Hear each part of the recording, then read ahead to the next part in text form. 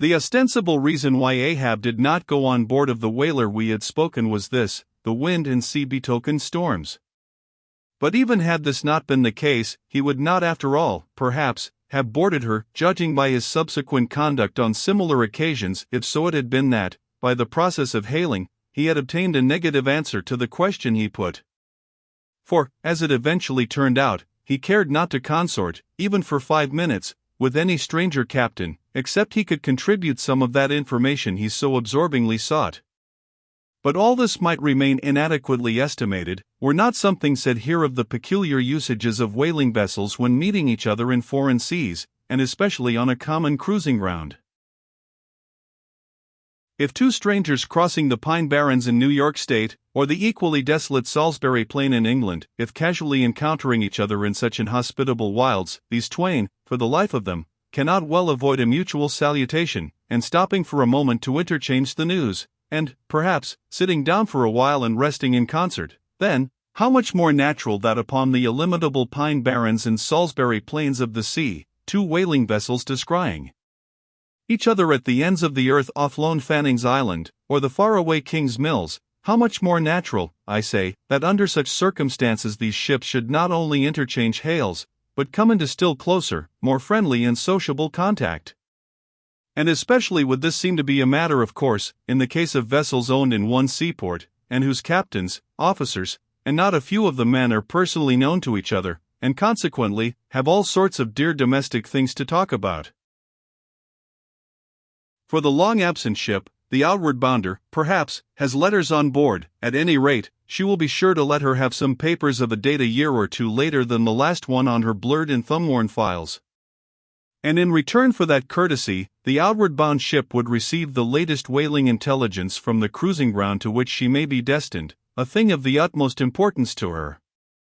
And in degree, all this will hold true concerning whaling vessels crossing each other's track on the cruising ground itself, even though they are equally long absent from home. For one of them may have received a transfer of letters from some third, and now far remote vessel, and some of those letters may be for the people of the ship she now meets. Besides, they would exchange the whaling news, and have an agreeable chat. For not only would they meet with all the sympathies of sailors, but likewise with all the peculiar congenialities arising from a common pursuit and mutually shared privations and perils. Nor would difference of country make any very essential difference, that is, so long as both parties speak one language, as is the case with Americans and English. Though, to be sure, from the small number of English whalers, such meetings do not very often occur, and when they do occur there is too apt to be a sort of shyness between them, for your Englishman is rather reserved, and your Yankee, he does not fancy that sort of thing in anybody but himself. Besides, the English whalers sometimes affect a kind of metropolitan superiority over the American whalers, regarding the long, lean Nantucketer, with his nondescript provincialisms, as a sort of sea peasant. But where this superiority in the English whaleman does really consist, it would be hard to say, seeing that the Yankees in one day, collectively, kill more whales than all the English, collectively, in 10 years. But this is a harmless little foible in the English whale hunters, which the Nantucketer does not take much to heart, probably, because he knows that he has a few foibles himself. So, then, we see that of all ships separately sailing the sea, the whalers have most reason to be sociable, and they are so. Whereas, some merchant ships crossing each other's wake in the mid-Atlantic will oftentimes pass on without so much as a single word of recognition, mutually cutting each other on the high seas, like a brace of dandies in Broadway, and all the time indulging, perhaps, in finical criticism upon each other's rig. As for men of war, when they chance to meet at sea, they first go through such a string of silly bowings and scrapings, such a ducking of ensigns, that there does not seem to be much right down hearty goodwill and brotherly love about it at all. As touching slave ships meeting, why, they are in such a prodigious hurry, they run away from each other as soon as possible. And as for pirates, when they chance to cross each other's crossbones, the first hail is, "How many skulls?" The same way that whalers hail, "How many barrels?" And that question once answered, pirates straightway steer apart, for they are infernal villains on both sides, and don't like to see overmuch of each other's villainous likenesses. But look at the godly, honest, unostentatious, hospitable, sociable, free and easy whaler. What does the whaler do when she meets another whaler in any sort of decent weather? She has a gam, a thing so utterly unknown to all other ships that they never heard of the name even, and if by chance they should hear of it, they only grin at it, and repeat gamesome stuff about spooters and blubber boilers, and such like pretty exclamations. Why it is that all merchant seamen, and also all pirates and man-of-war's men, and slave-ship sailors, cherish such a scornful feeling towards whale ships, this is a question it would be hard to answer. Because, in the case of pirates, say, I should like to know whether that profession of theirs has any peculiar glory about it. It sometimes ends in uncommon elevation, indeed, but only at the gallows. And besides, when a man is elevated in that odd fashion, he has no proper foundation for his superior altitude. Hence, I conclude, that in boasting himself to be high lifted above a whaleman, in that assertion the pirate has no solid basis to stand on. But what is a gam? You might wear out your index finger running up and down the columns of dictionaries, and never find the word. Dr. Johnson never attained to that erudition, Noah Webster's Ark does not hold it.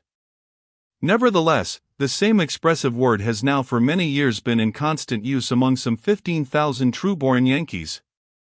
Certainly it needs a definition, and should be incorporated into the lexicon.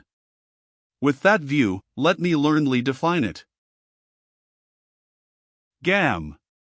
Noun, a social meeting of two, or more, whaleships, generally on a cruising ground, when, after exchanging hails, they exchange visits by boat's crews, the two captains remaining, for the time, on board of one ship, and the two chief mates on the other. There is another little item about gamming which must not be forgotten here. All professions have their own little peculiarities of detail, so has the whale fishery. In a pirate, man-of-war, or slave ship, when the captain is rowed anywhere in his boat, he always sits in the stern sheets on a comfortable, sometimes cushioned seat there, and often steers himself with a pretty little milliner's tiller decorated with gay cords and ribbons. But the whaleboat has no seat astern, no sofa of that sort whatever, and no tiller at all.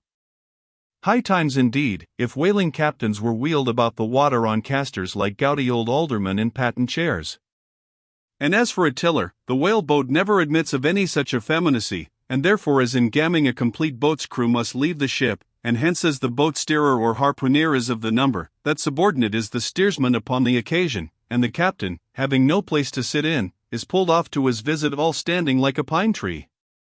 And often you will notice that being conscious of the eyes of the whole visible world resting on him from the sides of the two ships, this standing captain is all alive to the importance of sustaining his dignity by maintaining his legs. Nor is this any very easy matter, for in his rear is the immense projecting steering or hitting him now and then in the small of his back, the after oar reciprocating by rapping his knees in front. He is thus completely wedged before and behind, and can only expand himself sideways by settling down on his stretched legs, but a sudden, violent pitch of the boat will often go far to topple him, because length of foundation is nothing without corresponding breadth. Merely make a spread angle of two poles, and you cannot stand them up. Then, again, it would never do in plain sight of the world's riveted eyes, it would never do, I say, for this straddling captain to be seen steadying himself the slightest particle by catching hold of anything with his hands. Indeed, as token of his entire, buoyant self-command, he generally carries his hands in his trousers pockets, but perhaps being generally very large, heavy hands, he carries them there for ballast. Nevertheless there have occurred instances, well authenticated ones too, where the captain has been known for an uncommonly critical moment or two, in a sudden squall say, to seize hold of the nearest oarsman's hair, and hold on there like grim death.